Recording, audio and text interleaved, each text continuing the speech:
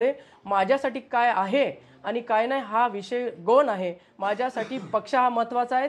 आमचे पक्षाचे जे काही मुख्य नेते आहेत शिंदे साहेब हे महत्त्वाचे आहेत, आदरणीय मोदी साहेब महत्त्वाचे आहेत आणि देवेंद्रजी फडणवीस साहेबांनी ज्या पद्धतीने या मतदारसंघाच्या विकासासाठी मला बॅरेजेस दिले असतील किंवा जो काही पाठबळ दिलं त्या सगळ्यांच्यासाठी, त्यांचे हात मजबूत करण्यासाठी असू देत किंवा या देशाचे प्रधानमंत्री म्हणून अख्ख्या जनतेला मोदी साहेबच पाहिजे त्यांच्यासाठी असते, म्हणून मी आज या ठिकाणी उतरणार आहे। मुख्यमंत्र्यांसोबत तुमची काय सकारात्मक चर्चा झाली? मुख्यमंत्री साहेबांसोबत चर्चा चांगली झाली की आता आपल्याला प्रचार कसा करायचा आहे, पुढच्या काळामध्ये काय काय जबाबदाऱ्या आपण घ्यायच्या आहेत किंवा आपण घेऊया किंवा तुम्हाला मी देईल या संदर्भामधली चर्चा झालेली आहे आणि पक्षाच्या दृष्टिकोनातून चर्चा झालेली आहे। विशेष काही वेगळी जबाबदारी पक्षांतर्गत आता या उमेदवाराला निवडून आणण्याची महत्त्वाची जबाबदारी या ठिकाणी साहेबांनी माझ्यावरती दिलेली आहे। कसा प्रचाराला सुरुवात तुम्ही केव्हापासून करणार? तुम्हाला माहिती आहे मी 25 वर्ष झाले प्रचार करते आहे आणि ज्या पद्धतीने मी प्रचार करते त्याच पद्धतीने या ताईंसाठी सुद्धा मी प्रचार करेल, याच्यामध्ये काही दुमत नाही।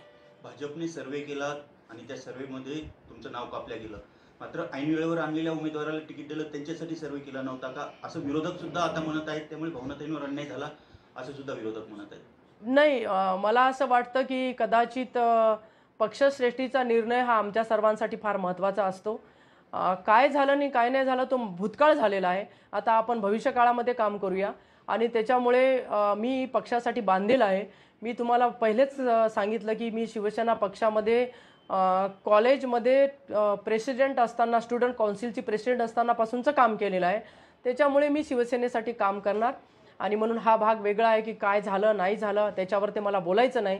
कुठे मी कमी पडली म्हणूनच मी कदाचित हा जो लेखाजोखा आहे तुमच्यासमोर जो मी आत्ता सांगितलेला आहे तो त्यातलाच एक भाग आहे की कदाचित कोणाला वाटलं असेल कदाचित मी माझी प्रसिद्धी फार कधी प्रसिद्धीच्या भानगडीतच मी कधी पडली नाही आणि मी माझं काम करत गेले आणि म्हणूनच मला जनतेने सुद्धा लगातार असं पण नाही की मी एका वेळेला कमी मताने आली त्याच्यापेक्षा जास्त कमी मताने आले, माझा हा मताधिक्याचा क्रम हा चढता आहे। म्हणजे पहिल्या वेळेला आले असेल त्याच्यापेक्षा दुसऱ्या वेळेला आली, तिसऱ्या वेळेला आले, माझ्या विरोधामध्ये काय होतं नव्हतं त्याला मी महत्त्व देत नाही। सर्वे कधी मी केलाच नाही आणि मला असं वाटतं की मी न सर्वे करता इथपर्यंत पोहोचलेली आहे, त्याच्यामुळे त्या विषयावर न बोलता आपण आता पक्षासाठी बांधील आहोत आणि पक्षासाठी काम करायचं आहे। पुढची राजकीय वाटचाल आता कशी असणार? पुढची राजकीय वाटचाल हे आदरणीय मुख्यमंत्री आमचे मुख्य नेते हे ठरवतील की भावना गवळींनी 25 वर्षे हा किल्ला लढवला, आता त्यांना मला काय जबाबदारी द्यायची। तसंही मी पक्षाची नेता म्हणून काम करते आहे आणि पक्षासाठी काम करेल। आता कोणाबद्दल तुमची नाराजी राहिली असं काही आहे का सध्या?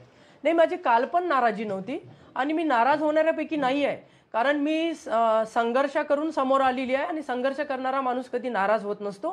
तो आत्मचिंतन पण करतो की कुठे आपण चुकलो, कुठे आपण कमी पडलो किंवा माझ्या मनामध्ये तो खंत होता की आपण कुठे कमी पडलो। तर ठीक आहे, मी लढणारी असल्यामुळे निश्चित या आपल्या उमेदवारासाठी सुद्धा लढणार आहे।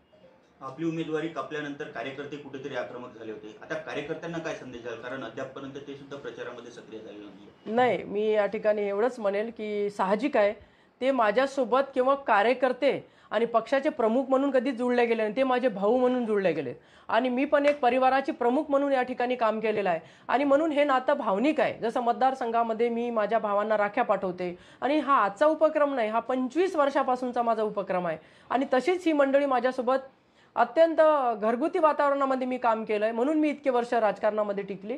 आता आम्ही सगळ्यांनी निर्णय घेतलेला आहे की या ठिकाणी आपल्या उमेदवाराचं, महायुतीच्या उमेदवाराचं आपल्याला काम करायचं आणि त्यांना निवडून आणायचं।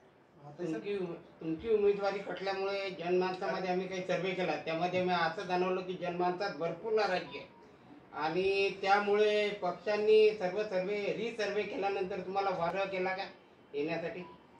नाही, मी असं म्हणेल की अर्थात मी 25 वर्ष या ठिकाणी माझा परिवार म्हणून या मतदारसंघामध्ये काम केलेलं आहे आणि 25 वर्ष जी व्यक्ती या एका भागामध्ये काम करत असते तेव्हा साहजिक आहे तिथे ऋणानुबंध हे जुळलेल्या जातात आणि नातेसंबंध सुद्धा घट्ट होतात आणि मी एक परिवार म्हणून या ठिकाणी काम केलेलं असल्यामुळे साहजिक आहे लोकांना, जनतेला, माझ्या मतदार बांधवांना हे वाटणं साहजिक आहे। उदय सामंत साहेब सुद्धा त्यावेळी म्हणाले होते की नक्कीच भावनाताईंवर कुठेतरी अन्याय झाला आणि त्यांनी सुद्धा कार्यकर्त्यांसमोर हे बोलून दाखवलं होतं.